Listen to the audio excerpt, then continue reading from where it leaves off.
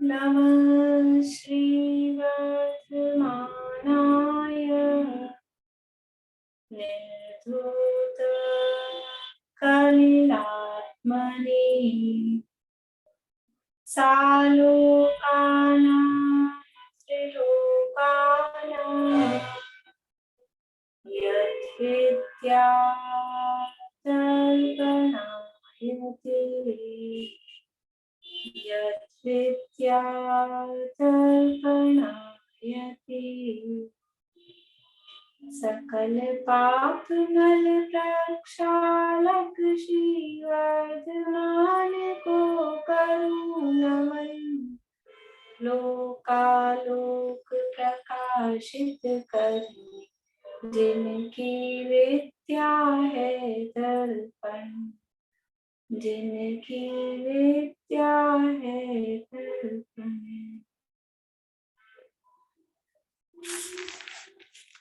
श्लोक पढ़ना देख लेते हैं आगे का। 16 तक हो गए थे, 17 और 18 नंबर का ये बता देती हूँ आपको।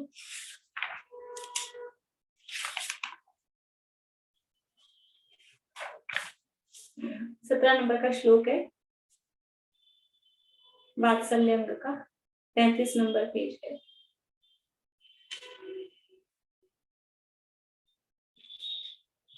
स्वयूथ्यान प्रति सद्भाव स्वयूथ्यान प्रति सद्भाव सनाथापेत केतवा सनाथ अपेत केतवा स्वयूथ्यान प्रति सद्भाव सनाथापेत केतवा प्रतिपत्तिर्यथा योग्यं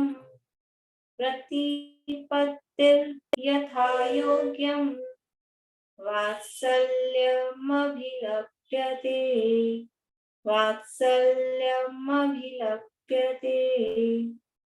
स्वयूथ्यान प्रति सद्भाव सनाथापेत केतवा। इसमें शब्द है सनाथ अपेत केतवा, अपेत केतवा। प्रतिपत्ति यथा योग्यम, प्रतिपत्ति ही विसर्ग का र बना है। प्रतिपत्तिर्यथा योग्यम वात्सल्यम अभिलप्यते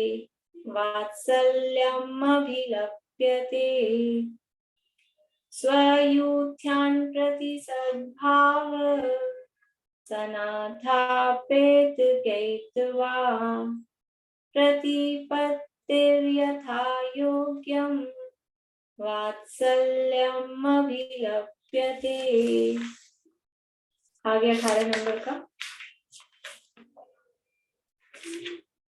अज्ञानतिमिर्व्याप्तिमपाकृत्य यथायथम् अज्ञानतिमिर्व्याप्तिम अपाकृत्य, अज्ञानतिमिर्व्याप्तिम अपाकृत्य, तो व्याप्ति में आधा में है, अपाकृत्य का अ वो जुड़ के पूरा में बन गया है।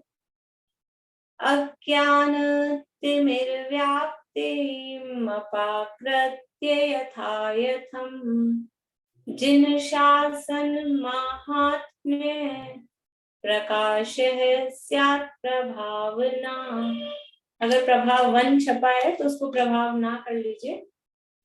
प्रकाश है स्यात् प्रभावना अज्ञानतिमिर्व्याप्तिम अपाकृत्य यथायथम् जिन शासन महात्म्य प्रकाश है स्यात् प्रभावना। दो और देख लीजिए 19 और 20 भी।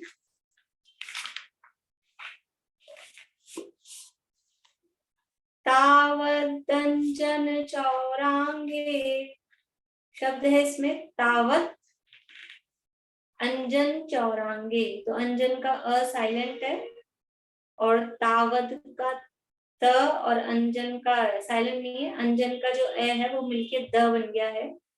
तावद में द हलंत था, वो हलंत और अंजन का अ मिलके वो पूरा द बन गया है। तावदंजन चौरांगे ततोऽनन्तमति स्मृता। ततः अनंतमति, अनंत का अ साइलेंट है। ततोऽनन्तमतिः स्मृता उद्दायनस्तृतीयेऽपि, उद्दायनस्तृतीयेऽपि तुरीये रेवती मता, तुरीये रेवती मता। तावदंजन चौरांगे ततोऽनन्तमति स्मृता उद्दायनस्तृतीयेऽपि तुरीये रेवती मता।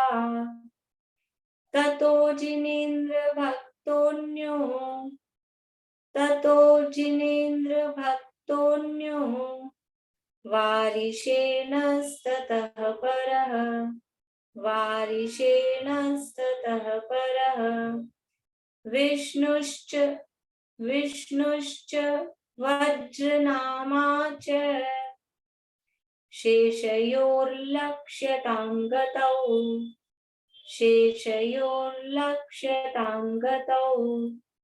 ततो जिनेन्द्रभक्तोऽन्यो वारिशेणस्ततः परः विष्णुश्च वज्रनामा च शेषयोर्लक्ष्यतां गतौ।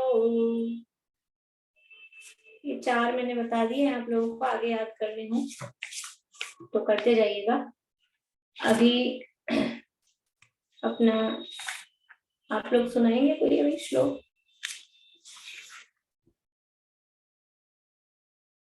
हाँ विनीता आंटी बोल रही, सुनाना आपको? हाँ जी, मुझे कल 10 तक सुनाए थे, अब 11 से सुनाऊंगी। ठीक।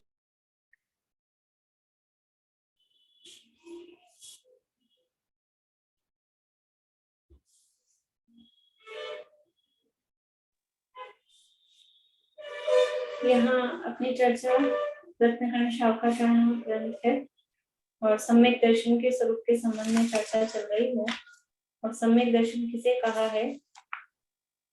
परमार्थ भूत यानी सच्चे जो आप्त आगम और तपोभ्रत यानी सच्चे देवशास्त्र का जो श्रद्धान है उसका नाम यहाँ पर सम्यक दर्शन कहा है। तो ऐसे आप्त का स्वरूप, आगम का स्वरूप बताया और अब गुरु का स्वरूप यहाँ बता रहे हैं। आप्त के स्वरूप में, आगम के स्वरूप में और अब गुरु का स्वरूप हम देख रहे हैं। कॉमन क्या है तीनों में? आप्त में, आगम में और गुरु में क्या समानता है, क्या कॉमन? कि तीनों में वीतरागता, निर्दोषपना, वो तीनों में कॉमन है। आप्त भी दोषों से रहित हैं और आप्त की वाणी वही आगम है, वह भी दोषों से रहित, निर्दोष होनी चाहिए। और जो गुरु हैं वो भी कैसे हैं? वो भी निर्दोष हैं। दोष क्या है लेकिन?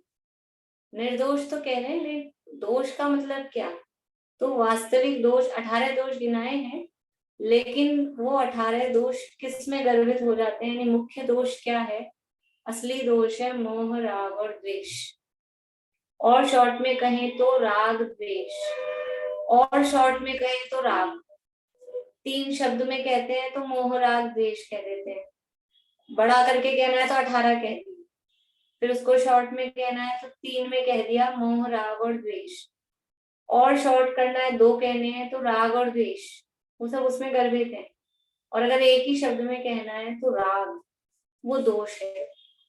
ये जो राग द्वेष मोह जो भाव है ये दोष है। तो हमारे जो आप्त हैं वो भी मोह, राग, द्वेष से रहित वितरागी हैं और जो आगम है वो भी उन्हीं आप्त के द्वारा कहा हुआ होने से वो आगम भी वीतरागता का ही पोषक है, वीतरागता का ही कथन करने वाला है।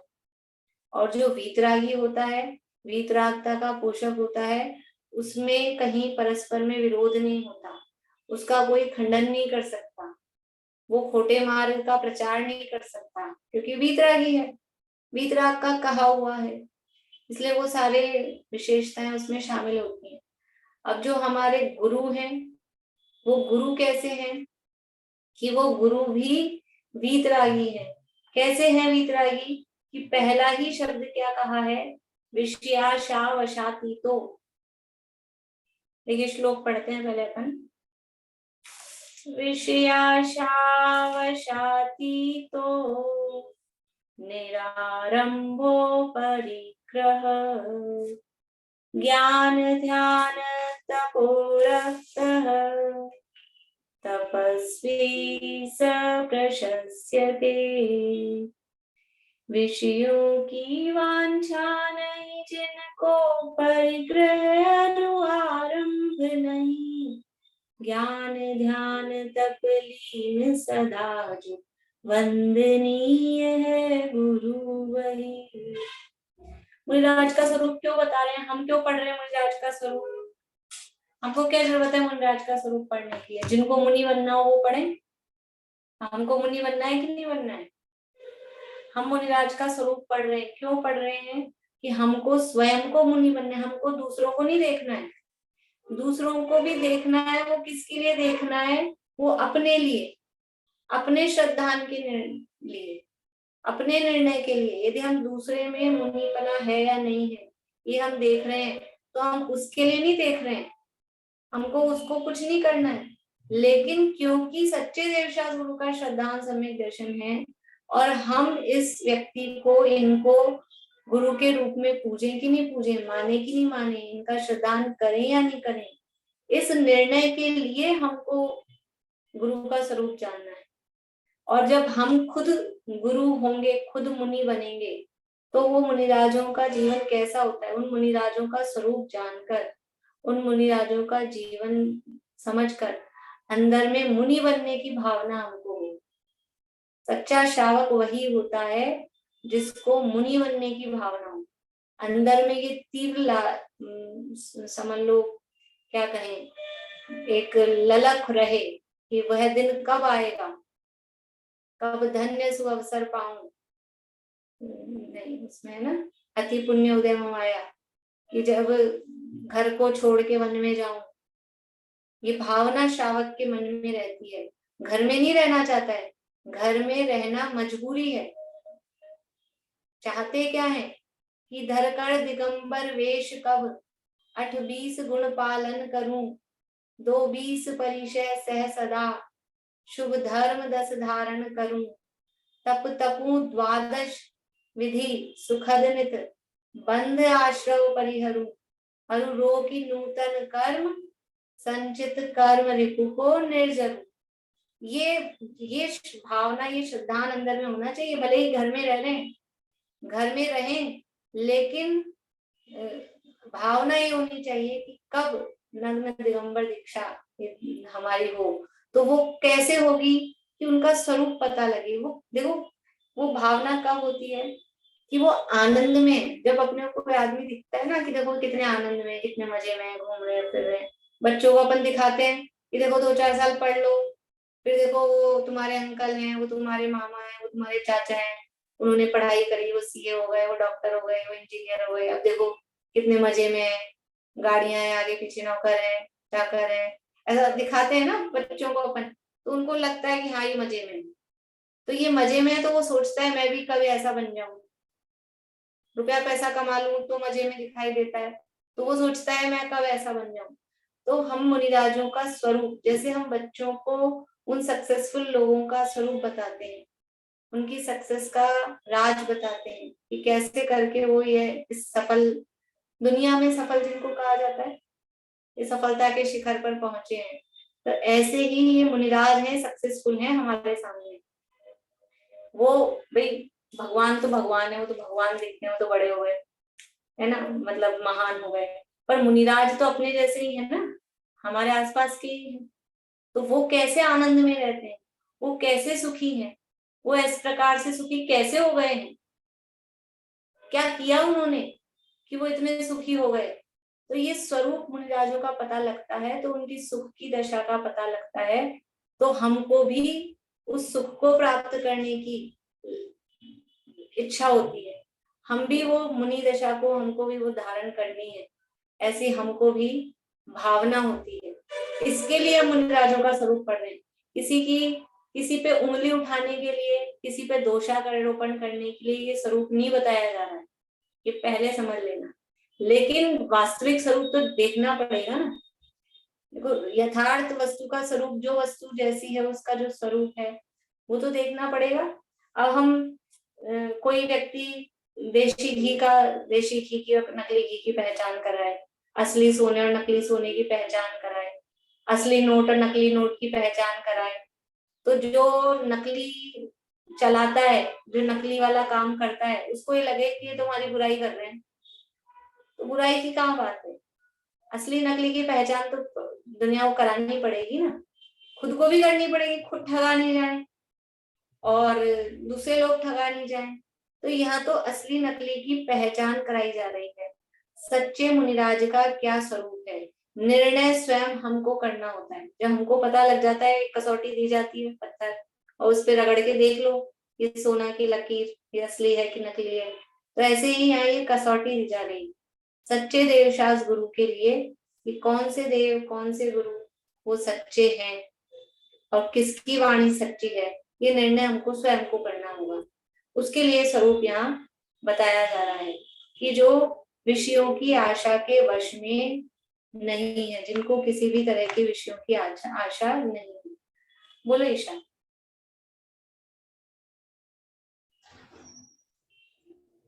सच्चे देव शास्त्र गुरु का निर्णय की बात तो भाभी है, लेकिन हम वो निर्णय करेंगे कैसे जब कल जैसे आपने बताया कि मुनिराज को उसका भी दोष लगता है कि जो हम उनके लिए बना रहे हैं, चौका लगा रहे हैं, रहने की जगह बना रहे हैं, तो हम तो उन्हीं का नहीं पालने देते, क्योंकि हम श्रावक उनके लिए व्यवस्था पे व्यवस्था करते ही है ना।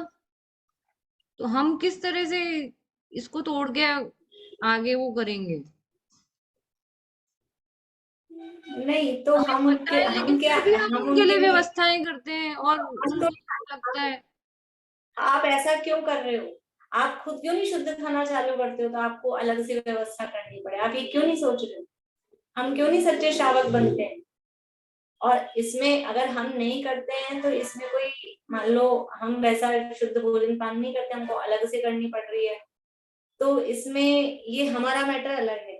अभी तो वहां बात मुनिराजों की है कि मुनिराज ऐसा आहार नहीं करते, और हमको भी पता होना चाहिए कि किस तरह का आहार हमको देना है कि नहीं देना है। देखो, जो नियम है वो त्रैकालिक होते हैं। अभी पंचम काल चल रहा है तो कुछ नियम बदल जाएंगे, वस्तु स्वरूप के नियम नहीं बदलते। काल कोई सा भी चल रहा हो, वस्तु स्वरूप जो है वो वैसा ही रहता है। देव शास्त्र गुरु ये धर्म के आधार हैं, ये पूज्य हैं। इनका जो स्वरूप चौथे काल में था वही स्वरूप पंचम काल में है। काल के आधार पे, क्षेत्र के आधार पे इनका स्वरूप नहीं बदलता है। जो मूल वस्तुएं होती है ना, एक अग्नि है, जल है, उनका क्या स्वरूप है, अग्नि का क्या स्वरूप है कि अभी पंचम काल में गर्म होती है अग्नि, चौथे काल में कैसी होती थी? अग्नि गरम, चौथे काल में कैसी होती थी? ठंडी। गरम ही होती है। चौथे काल में भी गर्म ही होगी। पंचम काल में, पंचम काल में भी गर्म ही होगी। अग्नि का जो स्वरूप है वो काल से प्रभावित नहीं होता। अच्छा, यहाँ तो इंडिया की अग्नि तो गर्म होती है, और अमेरिका की अग्नि वो ठंडी होती होगी, वो जलाती नहीं होगी।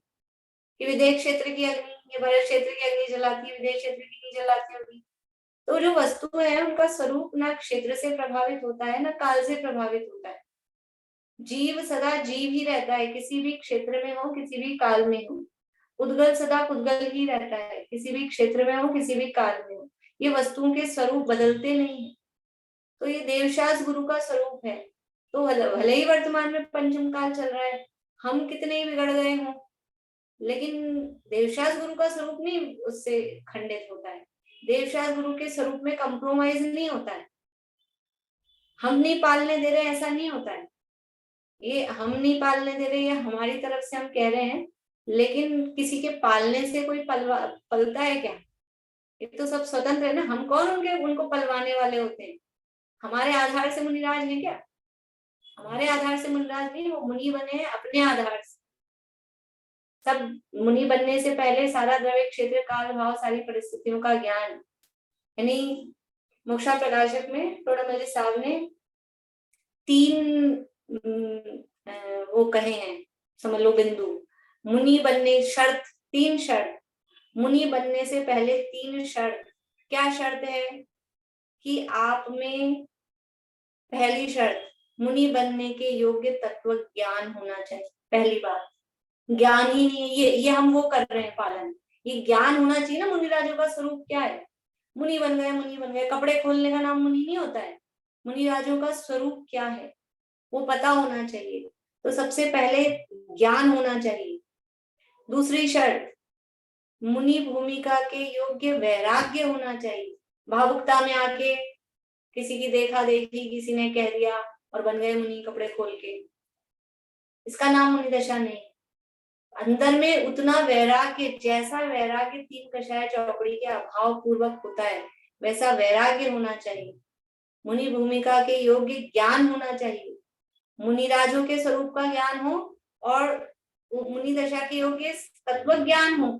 कुछ एक अक्षर पढ़ा नहीं धर्म का, कुछ जानता नहीं, नमो का मंत्र का अर्थ समझ में आता नहीं अच्छे से, और मुनि बनना है।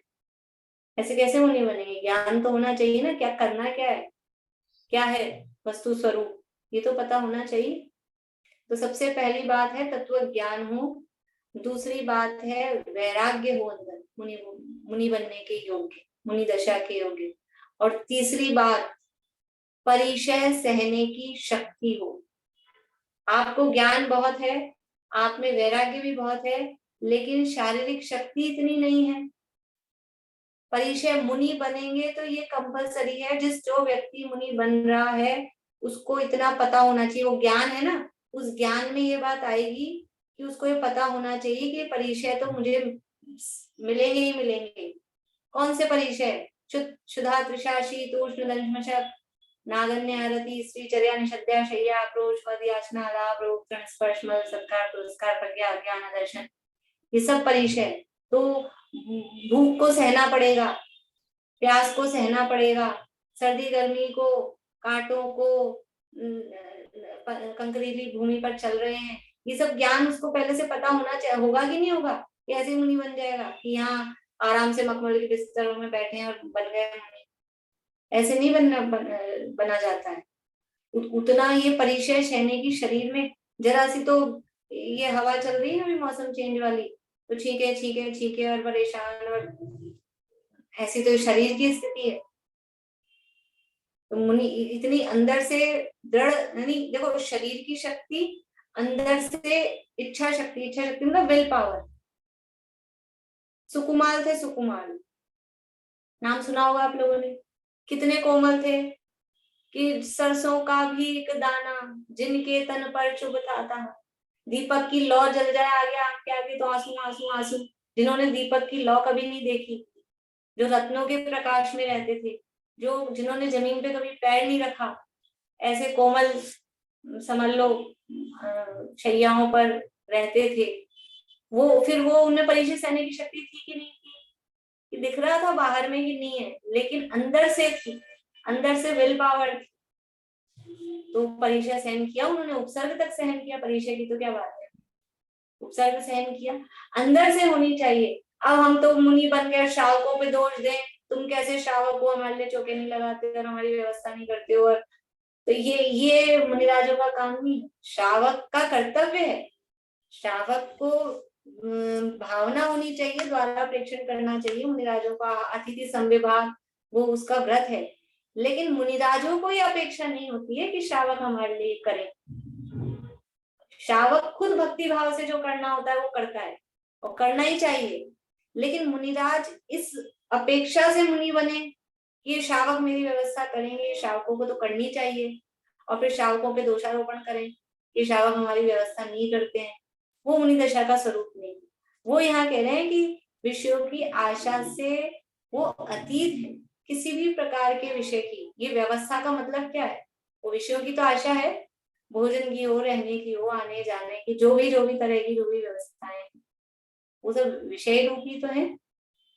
तो जो विषयों की आशा के वश नहीं, मुनिराजों को किंचित भी, इतनी सी भी अपेक्षा नहीं होती श्रावक में। श्रावक को अंदर से भक्ति भाव आता है, तो भक्ति भाव में वो हमारे तो मुनिराज, देखो आहार दान हम देते हैं तो मुनिराज का हाथ नीचे है या देने वाले का हाथ ऊपर है, लेकिन फिर भी वो देने वाला ऊपर हाथ रखता हुआ भी अपने को धन्य मानता है। ऐसा नहीं होता कि वो अहंकार में चूर हो जाए। श्रावक के भी 7 गुण पहले कहे हैं, निर्मानता, निर्लोभता, ये सारे अपन ने उसमें पढ़े थे 7वें अध्याय में, तत्वार सूत्र में। दाता के 7 गुण होते हैं, वो विनय पूर्वक, भक्ति भाव पूर्वक करता है जो भी करता है। और जो मुनिराज ले रहे हैं, वो मुनिराज भी अपने याचना परिचय को जीतते हुए, वो भी निर्मानता, निर्लोभता पूर्वक, केवल ले तप बढ़ावन हेतु, उनको श्रावकों से अन्य कोई अपेक्षा नहीं। वो तो श्रावक के घर में आके बैठते भी नहीं, खड़े खड़े आहार लेके निकलते हैं, और ना अंदर में उनके प्रति कि इस श्रावक ने मुझे आहार दिया है तो उसके प्रति मैं ऐसा कुछ उपकार करूं, ऐसा भाव मुनिराज को नहीं आता है। 3 कषाय चौकड़ी के अभाव में ऐसा परिणाम नहीं आता है कि इन श्रावकों ने मुझे आहार दिया है तो मैं भी इनका कुछ उपकार करूं। कुछ लोग ऐसा कहते हैं कि वो श्रावक उनको आहार देते हैं तो फिर वो उपदेश देकर उनका बदला चुकाते हैं। ऐसा नहीं है। उपदेश देने का भाव आया तो उस समय तो देते ही नहीं है, आहार के समय तो तब तो मौन से ही आते हैं। बाद में भी उपदेश देने का भाव आया तो दिया, नहीं आया तो नहीं आया, अपने आत्मा में लीन है तो लीन है। ऐसा नहीं होता है कि इन्होंने मुझे आहार दिया तो मैं अब इनको उपदेश दूंगी, ये जरूरी नहीं। मुनिराज वीतरागी है, 3 कषाय चौकड़ी के अभाव पूर्वक वीतरागता है, इसलिए ये हम कुछ नहीं कर रहे कि हम मुनिराजों को बिगाड़ रहे हैं, ऐसा नहीं है। कोई किसी को बिगाड़ता नहीं है, कोई किसी को सुधारता नहीं। देखो हमको लगता है कि हमने बच्चों में अच्छे संस्कार दे दिए, हमने बचपन से ये सिखा दिया वो सिखा दिया, ये सब कहने की बात है। वो उसका होनहार अच्छी थी, उसके परिणाम थे, उसने सीख लिया। घर में 2 बच्चे हों, एक धर्म के मार्ग पे लगा हो और दूसरा उस धर्म से एकदम विमुख हो, ऐसा होता है कि नहीं होता है? घर घर में ऐसे ही चलता है। बच्चे छोड़ो, घर में पति पत्नी, माता पिता, भाई बहन, एक इस रास्ते एक उस रास्ते, ऐसा होता है कि नहीं होता है? कौन किसको संस्कार देता है? कोई किसी को संस्कार नहीं देता है। खाली जब जिसमें वो आ जाते हैं संस्कार तो आरोप आता है, ये निमित्त को क्रेडिट दिया जाता है, दे देना चाहिए, कोई बात नहीं, क्या फर्क पड़ता है। लेकिन जब वो बिगड़ गया, कौन सी माँ होती है जो अपने बच्चे को गलत रास्ते पे लगाने की शिक्षा देती है, गलत रास्ते पे चले?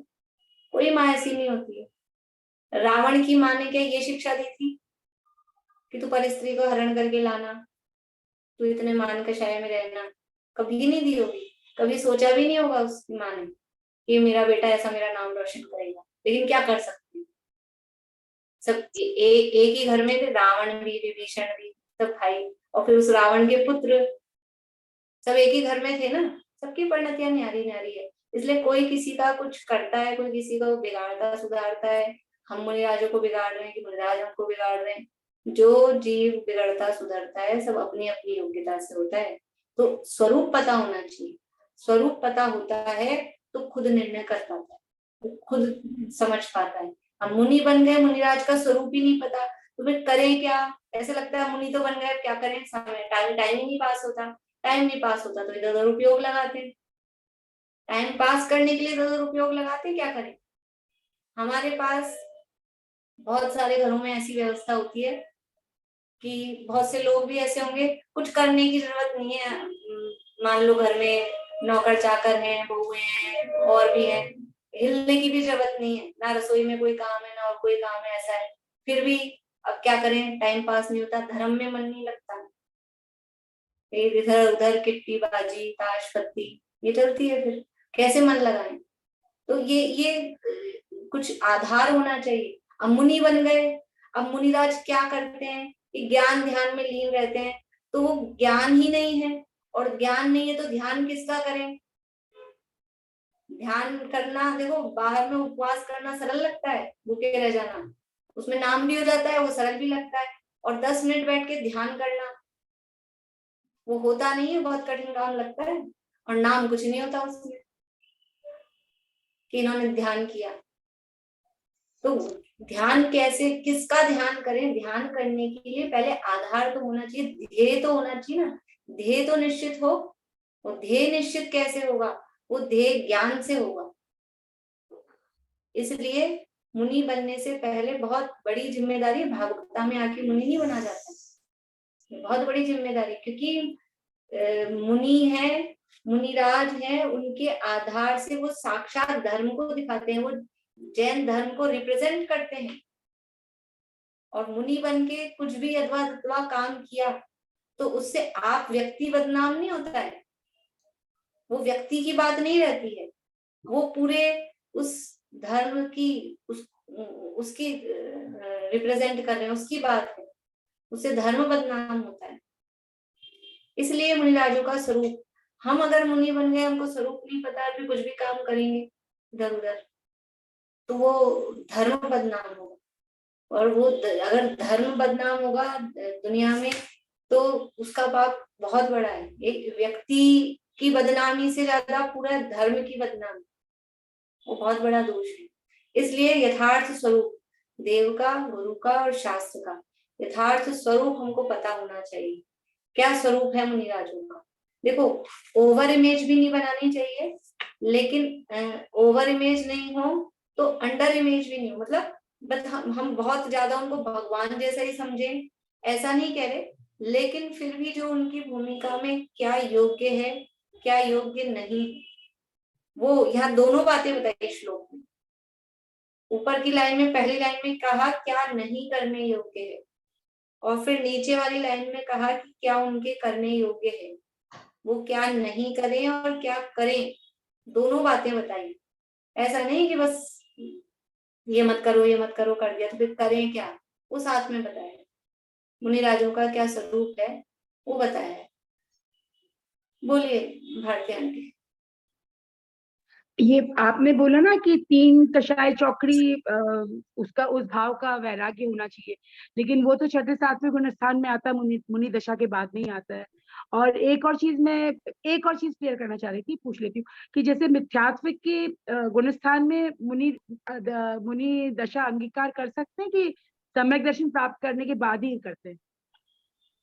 देखो, राजमार्ग तो ये है कि पहले सम्यक दृष्टि हो, फिर मुनि दशा धारण करे, लेकिन मिथ्यात्व दशा में भी मुनि दशा धारण की जाती है, व्रतादि धारण किए जाते हैं, निषेध नहीं है, लेकिन समस्या वही है कि वो श्रद्धान ज्ञान सही नहीं होने पर वो मुनि दशा धारण की गई है, तो फिर वो भ्रष्टता की मतलब तरफ जाने का चांसेस ज्यादा रहते हैं। इसलिए पहले श्रद्धान और ज्ञान अपना सही हो, तब चारित्र की तरफ बढ़ा जाए, वो यथार्थ मार्ग होता है। और जो पहली बात आपने कही कि वो 3 कषाय चौकड़ी के अभाव पूर्वक वितरागता तो 6ठे 7वें गुणस्थान में होगी, तो बात सही है।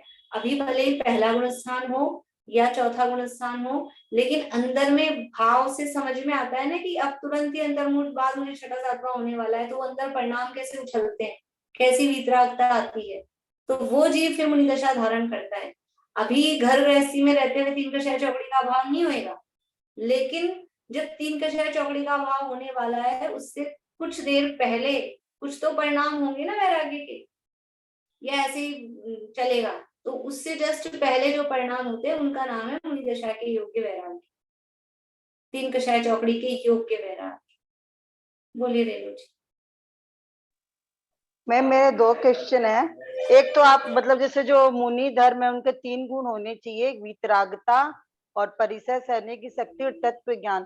तो तत्व ज्ञान तो जैसे हमने पढ़ा था कि तत्व ज्ञान तो मतलब वो 5 वो जो क्या बोलते हैं ना 3 समिति और 5 वो गुप्ती, उतना होने से भी हो जाएगा, लेकिन मतलब वितरागता मतलब मुनि धर्म का जो नियम है पालने का वो होना जरूरी है। तत्व ज्ञान मतलब वो तो है नहीं कि ये 11 अंग और 14 पूर्व का ज्ञान होना। देखो तत्व ज्ञान का ये कहाँ कहा 11 में 14 पूर्व? तत्व ज्ञान का मतलब, और वो जो वो 5 समिति 3 गुप्ती वो तो बिल्कुल जिसके पास मतलब जिनको कुछ नहीं आता, कुछ नहीं समझ में आता, अत्यंत मंद बुद्धि है, उनको भी 5 समिति 3 गुप्ती का कहा उतना भाव भाषण होना चाहिए कि वो अपना क्रिया तो पाले 5 समिति 3 गुप्ती की, कैसे पालेंगे? नहीं तो और वही तो पूरा देखो तत्व यहाँ ज्ञान। पे सामान्य बात है, वो अपवाद है, वो अपवाद है जिनको बिल्कुल कुछ नहीं आ रहा। अपने पास तो खूब बुद्धि है, अपने को तो इतने इतने बड़े बड़े गैजेट चलाना आते हैं, पता नहीं क्या क्या करना आता है। तो अपने तो अपनी यहाँ पहले ही कहा था, किसी और के लिए अपने को नहीं देखना है, किसी बस कम बुद्धि ज्यादा बुद्धि है, हम तो अपने देखें। तो अपने पास इतनी बुद्धि है तो पहले तत्व ज्ञान होना चाहिए। तत्व ज्ञान का मतलब क्या है कि जो यथार्थ वस्तु का स्वरूप है, यथार्थ वस्तु का स्वरूप है जीव अजीव आदि 7 तत्वों का वेद ज्ञान तो हो, जानेंगे ही नहीं जीव क्या है अजीव क्या है, तो किस तरह से वो पालन कर पाएंगे। इसलिए सामान्य जनों की ये बात है, सामान्य परिस्थितियों में जो अत्यंत मंद बुद्धि है उनको छोड़ दो एक्सेप्शन, पर सामान्य परिस्थितियों में ये तत्व ज्ञान, वस्तु स्वरूप का ज्ञान, 7 तत्वों का, 6 द्रव्यों का, वस्तु की व्यवस्था का, एक द्रव्य दूसरे द्रव्य का करता नहीं है, ये सामान्य जो तत्व ज्ञान है वो तत्व ज्ञान हो, मुनि दशा के योग्य वैराग्य। देखो वैराग्य अपने को भी होता है, अभी वैराग्य सबको वैराग्य जैसा हो रहा है, समझ लो कोई प्रसंग बन जाता है इस तरह का तो वैराग्य का परिणाम आता है, तो वैराग्य है, लेकिन ये मुनि दशा के योग्य वैराग्य नहीं। अपने ये जो वैराग्य क्या है, क्षणिक वैराग्य है, 2-4 दिन 10 दिन रहता है, बस फिर वही अपने विषयों में रक्त हो जाते हैं। मुनि दशा के योग्य वैराग्य वास्तव में संसार दुख रूप लगे, ये संसार में हर जगह कष्ट ही कष्ट लगे, और एकमात्र पंच परमेष्ठी या अपनी आत्मा, बस ये 2 जगह ही शांति दिखाई दी, और कहीं भी सुख नहीं है। चाहे कितने ही विषय हो, कितनी ही संपन्नता हो, लेकिन संसार में सुख नहीं है, ऐसा अंदर से समझ में आता हो, संसार का स्वरूप दिखाई दे कि संसार, कल पढ़ा था अपन ने संसार का स्वरूप, एक शरीर छोड़ता है दूसरा शरीर धारण करता है, इधर जन्मा उधर मरा, जन्म मरण, ये संसार का स्वरूप। और जो भी परिस्थितियां दिखती है ये संसार का स्वरूप है, कहीं कोई लड़ रहा है, झगड़ रहा है, कोई किसी को मार रहा है, कोई किसी को बचा रहा है, ये संसार का स्वरूप है। ऐसा संसार का स्वरूप समझ में आकर अंदर से वैराग्य अंदर से आना चाहिए, खाली दिखावटी नहीं, थोड़ी देर का टेम्परेरी नहीं, अंदर मैम से एक क्वेश्चन और है, तो उसका नाम ये वैराग्य। दरवाजा बंद करना। मैम एक क्वेश्चन और है, जैसे मुनि की अपेक्षा नहीं बोल रही हूँ, जैसे अपने शास्त्र जीवन में भी लिखा हुआ है। हेलो, हाँ हाँ बोलिए।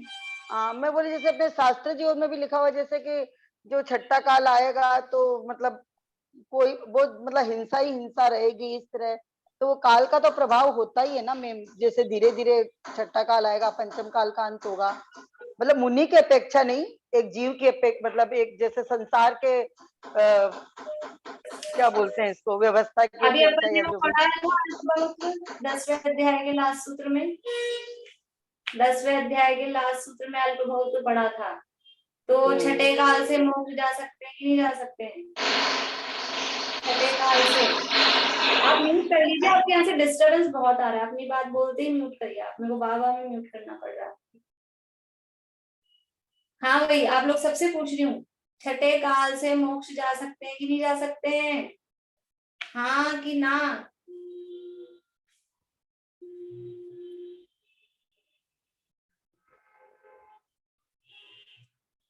सुलोचना भाभी कहाँ है आपकी उंगली? यही पढ़ा सब आप लोगों ने, सबकी 2 उंगलियां दिखाई दे रही हैं। छठे काल से मोक्ष जा सकते हैं कि नहीं जा सकते? अरे भाई कोई चौथे काल का विदेह क्षेत्र का जीव हो और यहाँ छठा काल चल रहा हो और लाकर कोई इधर पटक दे मुनिराज को, तो मोक्ष जा सकते हैं कि नहीं जा सकते हैं? काल का प्रभाव पड़ रहा है क्या? क्षेत्र का प्रभाव पड़ रहा है क्या? तुम्हारे अंदर खुद के अंदर परिणामों में योग्यता नहीं है, उपादान की कमजोरी है, कोई काल का प्रभाव नहीं है, काल कुछ नहीं करता है, यहाँ उपादान में कमजोरी थी, इसलिए पंचम काल में जन्म हुआ। आप पहले से सम्यक दृष्टि होते ना, पंचम काल में जन्म ही नहीं होता आपका। उपादान में कमजोरी थी, मिथ्या तो सही दशा थी और खोटे भाव किए थे, तो पंचम काल में आए हैं। पंचम काल में पैदा हुए हैं, ये दिखा रहा है कि हमारे भाव कोई बहुत अच्छे नहीं थे, विराधना की थी जरूर से, लेकिन विराधना करके कुछ प्रायश्चित किया होगा, तो ये समागम मिल गया यहाँ पंचम काल में। नहीं तो पंचम काल की दशा अभी छठे से कम है क्या? अभी पंचम काल में सब छठे काल जैसी दशा चल रही है अभी। क्या है, ट्रेलर तो आ ही रहे हैं उसकी, कमी नहीं है कुछ भी। तो यहाँ उपादान में कमजोरी होती है। कोई काल किसी को रोकता नहीं है, कोई क्षेत्र किसी को रोकता नहीं है। आप करो ना अपना काम, करो आप काम, सम्यक दर्शन प्राप्त हो सकता है। अभी पंचम सम्यक दर्शन नहीं अकेला, पंचम गुण स्थान स्त्री पर्याय में अभी वर्तमान में प्राप्त हो सकता है। करो, लो, इतना तो लो। जो पुरुष है उनको छठा सातवां गुण स्थान प्राप्त हो सकता है, लो, इतना तो करो। वो तो होता नहीं है। और आगे की अपना दोष दूसरे पे लगाना है। और टोडामल जी साहब कहते हैं, जिन आज्ञा माने तो ऐसी अनीति संभव नहीं है, ये अनीति अन्याय। अपना दोष दूसरे पे डालता है, स्वयं तो मेहनत फटकार लगाइए, बिल्कुल ऐसे शब्द लिखे, खुद तो मेहनत बना रहना चाहता है और अपना दोष दूसरे पे लगाता है, काल पे लगा रहा है, क्षेत्र पे लगा रहा है। करो तो सही काम, जितना है उतना तो करो। हमारे गांव में साहब कॉलेज नहीं है, इसलिए हम तो पहले भी नहीं पढ़ेंगे। अरे तू 10वीं तक का है तो 10वीं तक तो पढ़, तब तक देखेंगे कॉलेज भी खुल जाएगा। तुम ये तो करो, अभी पंचम गुण स्थान तो प्राप्त करो, फिर जाएंगे देवगति में। फिर वहां से जब वापस आएंगे तो सब जगह चौथा काल मिल जाएगा आराम से। फिर पंचम काल में जन्म नहीं होगा सम्यक दर्शन से। जहाँ जाओगे वहां चौथा ही मिलने वाला है, चौथे के अलावा नहीं जाएंगे कहीं।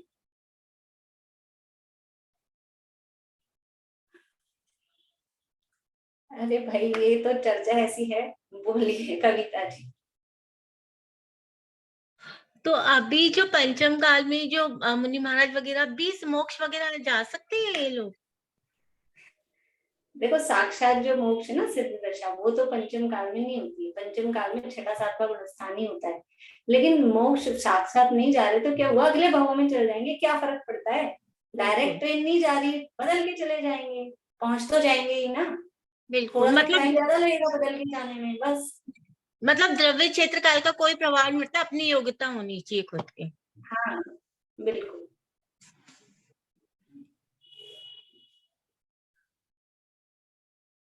देखिए, यहाँ सच्चे मुनिराज का, सच्चे गुरु का स्वरूप यहाँ बताया जा रहा है। यानी ये सावधानी अपने को रखनी आवश्यक है।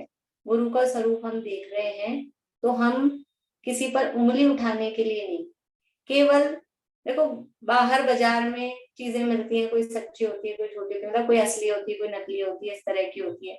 अपने को क्या करना, अपने को जहाँ असली चीज मिले, सही वस्तु मिले, वो खरीद के लिए आना। अब अपन ये झंडा ले लेके घूमते रहो, अरे वो नकली बेच रहा है, उसकी नकली है, उसकी नकली, उसमें क्या करना है? अपना समय खराब होगा। अपनी तो असली चीज खरीद के लाओ, अपना बनाओ और खाओ, आनंद लो। तो हम ये झंडा ले लेके नहीं खड़ा होना है हमको कि ये गलत है, ये गलत है, नकली है, ये नहीं बता रहे हैं यहाँ पे। निर्णय तो किया हमने अपने ज्ञान में, ये सही है, ये गलत है, ये हमको पता लग गया, पता करना है, लेकिन हमको उसका झंडा नहीं फहराना है, हमको उसका प्रचार नहीं करना है। हमको तो सही निर्णय करके, सही गलत देखकर, सही को अपने जीवन में अंगीकार करके उसको फॉलो करना, अपने आनंद को भोगना, अपने आनंद की बात। दूसरे की कोई, किसी की निंदा, और कभी कदाचित कोई अपने को योग्य दिखे, योग्य मतलब ऐसा मंदकशाई जीव दिखे, किसी में गलती दिख रही है और वो पात्र दिखता है, अपने को उसकी गलती समझ में आ रही है, और वो ऐसा पात्र दिखता है कि हम इसको गलती बताएंगे तो ये स्वीकार कर लेगा, ये सुधार लेगा, तो कदाचित भाव आए तो बता देना। और ऐसा दिखे कि हम गलती बताएंगे और हमारे गले पड़ जाएगा, मानने की तो बात ही नहीं है, तो ऐसे व्यक्ति के साथ बात भी नहीं करना। अपने को अपना ध्यान रखना सबसे पहले, वो स्वार्थी होने का धर्म है। स्वार्थी का मतलब पहले अपना, दया करो पहले अपने पर, सबसे पहली दया। जीव दया के लिए 2 दिन से सुमन जी कह रहे हैं, आ गया शब्द तो मुझे याद आ रही कि दया, वो पीछे अपने इसमें आया था ना प्रकरण, दया की बात आई थी, प्राणियों की हिंसा और ये आगम के संबंध में। तो दया का मतलब क्या है? पहली दया, देखो हिंसा अहिंसा की परिभाषा दी है पुरुषार्थ सिद्धि उपाय में अमृत चंद्राचार्य ने। क्या परिभाषा दी है कि आत्मा में मोह राग द्वेष की उत्पत्ति होना, इसका नाम हिंसा है, और आत्मा में मोह राग द्वेष भाव की उत्पत्ति नहीं होना, इसका नाम अहिंसा है। तो अपनी आत्मा में मोह राग द्वेष भाव उत्पन्न हो गए तो अपनी हिंसा पहले हो गई। बाहर में हिंसा, जैसे दुनिया में कहावत चलती ना, जो दूसरे पर अंगारा फेंक रहा है उसके हाथ तो पहले चलेंगे, हाथ से उठा के फेंक रहा है, वे मत समझना कि कोई चुटकुला बनाएंगे उसको चिमटे से पकड़ के डालेंगे, ऐसा नहीं। अपने हाथ में अंगारा उठा के दूसरे पे डाल रहा है तो खुद का हाथ तो जला ही ना। तो हमने दूसरे का भला करने की सोची या बुरा करने की सोची, तो दूसरे के बुरा करने की सोचने पर उसका बुरा होना नहीं होना वो तो सेकंड बात है, वो तो अलग बात है। दूसरे का भला करने की सोची और उसका भला होना नहीं होना वो भी सेकेंडरी बात है, वो बात की बात है। लेकिन यहाँ आत्मा में बुरा करने के जो भाव आए, उससे वो जो आत्मा कसी कषाय उत्पन्न हुई ना, वो आत्मा दुखी हुई, स्वयं मैं दुखी हुआ। दूसरे का भला करने के भाव आए, उसमें भी आत्मा कसती है, वो भले ही कम कस रही हो ज्यादा कस रही हो, अंतर इतना है, लेकिन आत्मा उसमें भी कसती है। दूसरे का भला करने का भाव वो राग भाव, दूसरे का बुरा करने का भाव वो द्वेष भाव। और ये राग और द्वेष ये दोनों आत्मा के स्वरूप नहीं है, स्वभाव नहीं है, नेचुरल स्थिति नहीं है। दोनों में आत्मा कसती है, दुखी होती है। इसलिए सच्ची निश्चय से दया क्या है, पहले निश्चय दया की बात करें। निश्चय से दया क्या है? दया करो पहले अपने पर। क्या दया करें? कि आत्मा में मोह राग द्वेष भावों की उत्पत्ति नहीं होने देना, उसी का नाम असली दया है। वीतराग भाव प्रकट करना, न राग द्वेष मोहाश्च यस्याप्त, तो ना मोह हो न राग हो न द्वेष हो। सबसे पहली बात तो सबसे बेटर तो वो है, लेकिन इतना आसान नहीं है मोह राग द्वेष से रहित हो जाना। मोह चला जाता है, उसके बाद में भी राग बना रहता है कुछ समय तक। हमको दूसरों की भला करने का, पंच परमेश्वरी की भक्ति का उनके प्रति राग आता है, तो वो जो जब तक हम पूर्णतः वीतरागी नहीं हो रहे तब तक बाहर में जीवों पर, दूसरे जीवों को दुखी देखकर उन पर दया करने का भाव भी आता है। तो जीव दया, बाहर में किस तरह से जीव दया का पालन किया जाए कि देखो, जीव दया का असली पालन कौन कर सकता है? कि जो अपने को जीव समझता है, जिसको जीव का ख्याल है कि जीव क्या है, कौन जीव है, मैं स्वयं जीव हूँ, और जैसा मैं जीव हूँ वैसे अन्य भी ये सब जीव हैं। जैसे मुझे कष्ट होता है वैसे इनको भी कष्ट होता है। जैसे मैं संसार में मोह राग द्वेष परिणाम से दुखी हूँ, वैसे ही जितने भी जीव हैं, चाहे मनुष्य हो, देव हो, नरकी हो, तिर्यंच हो, चींटी, कीड़ा मकोड़ा, मक्खी, मच्छर, गाय, घोड़ा, गधा, कुत्ता, जो भी है, ये सब भी दुखी हैं। क्यों दुखी है? तिर्यंच क्यों दुखी है? बेचारा को खाने को ही नहीं मिलता, भोजन के कारण दुखी नहीं, भोजन नहीं मिल रहा इसलिए दुखी नहीं है वो तिर्यंच भी। नारकी क्यों दुखी है? कि मार काट से दुखी नहीं है। मार काट से दुखी होते तो स्वर्ग के देव सुखी होते, वहां तो मार काट नहीं है। लेकिन स्वर्ग के देव भी दुखी है, मनुष्य भी दुखी है, तिरंज भी दुखी है, नारकी भी दुखी है। क्यों है दुखी? क्यों? मोह राग द्वेष के भाव से। ये तिर्यंच भी मोही रागी द्वेषी है, नारकी भी मोही रागी द्वेषी है, देव भी मोही रागी द्वेषी है। तो दुख का असली कारण क्या है? दुख का असली कारण ये अपने मोह राग द्वेष के भाव, अपना अज्ञान, आत्मा के संबंध में अज्ञान, अपने को जीव नहीं जानना, ये दुख का असली कारण है। तो सबसे बड़ी जीव दया क्या है? सबसे पहले जीवों को जो समझ सकते हो उनको ये समझा देना कि तुम स्वयं जीव हो, मैं स्वयं जीव हूँ, और दुख का कारण ये भोजन नहीं मिलना नहीं है, दुख का कारण अपना मोह राग द्वेष का परिणाम है। सबसे बड़ी दया तो ये है। कौन करते हैं ऐसी दया? कि सर्वज्ञ परमात्मा आप जो हित का उपदेश दे रहे हैं, वो करते हैं उपदेश दे के चतुर्गति के जीवों को हित का उपदेश देकर उनको आत्महित के मार्ग में लगाना, यही उत्तम उपकार है। ये मोक्ष प्रकाशक में 8वें अधिकार में पहली लाइन लिखी है। उत्तम उपकार क्या है? कि जीव को मोक्ष के मार्ग में लगा देना, ये पहले नंबर की दया।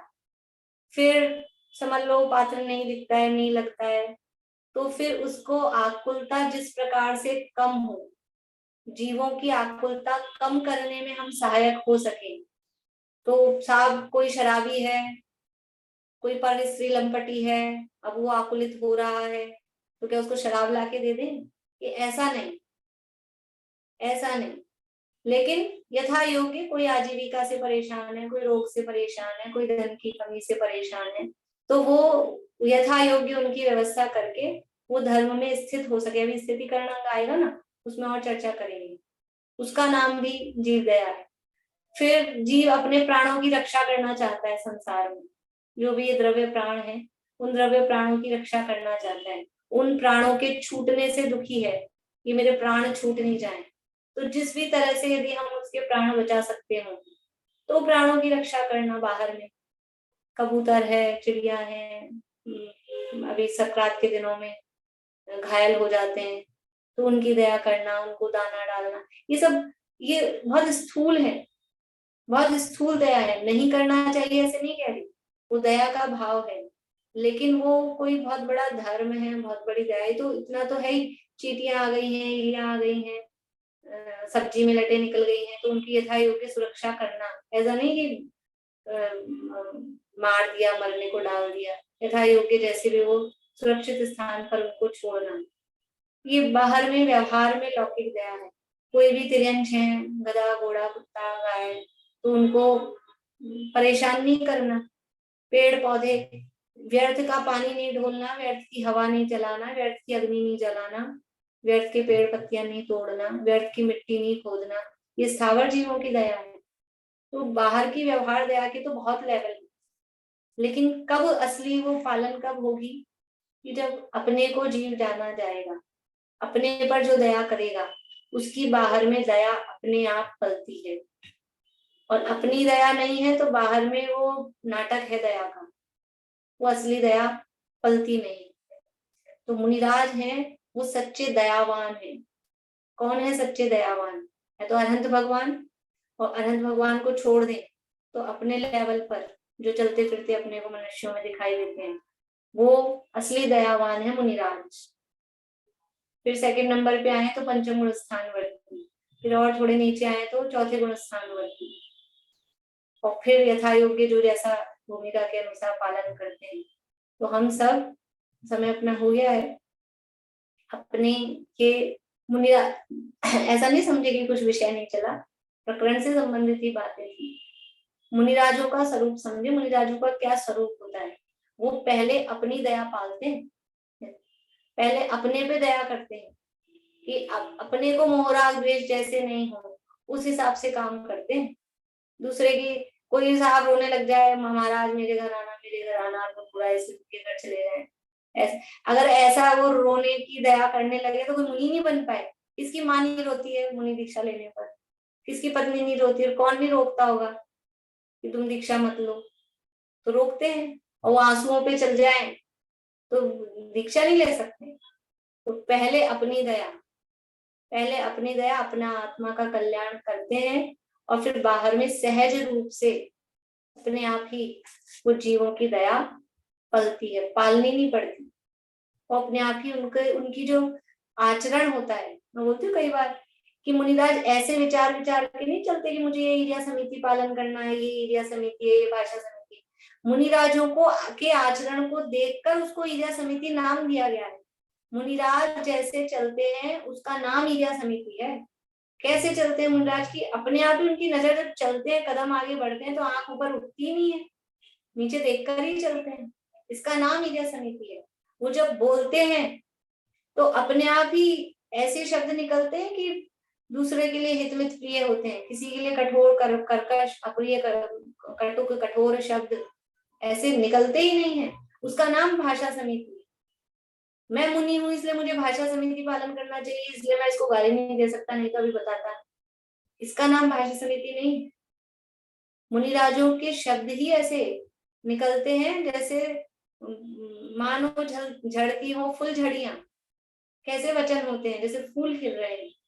तो अपने आप ही जब अंदर में जिस तरह का भाव होता है तो दूसरों को भी सबको समानता के भाव से देखा जाता है। तो किसकी निंदा किसकी बुराई कैसे करें जब सभी जीव समान हैं, सभी अनंत गुणों के पिंड हैं, सब में भगवान बनने की शक्ति है और सभी भगवान बनने वाले हैं एक दिन, कोई जल्दी और कोई बाद में। तो जब सभी एक ही पोजीशन पे आने वाले हैं तो किसकी निंदा किसकी बुराई कैसे करें। इसलिए निंदा बुराई का, ये कठोर वचनों का काम होता ही नहीं है।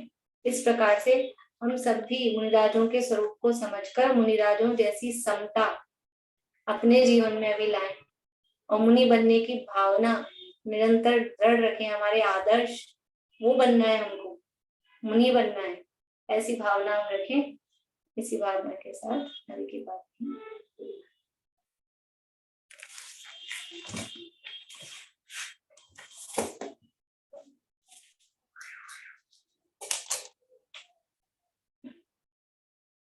साची तो गंगा यह बीत राघवानी, विचिन्न धारा निज धर्म की कहानी।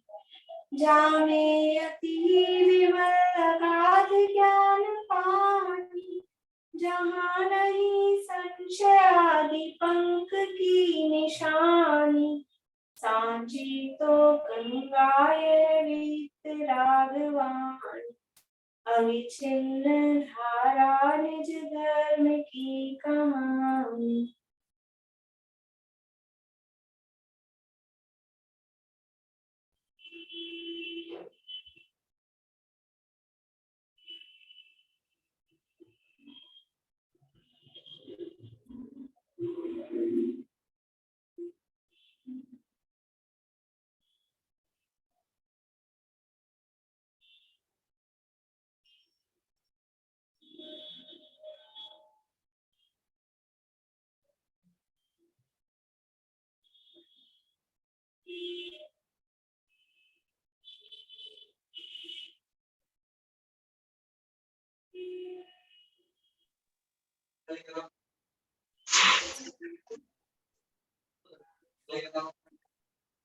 अभी प्लम्बर को कम्बोर्ड का वाला पानी गिर रहा है कम्बोर्ड में।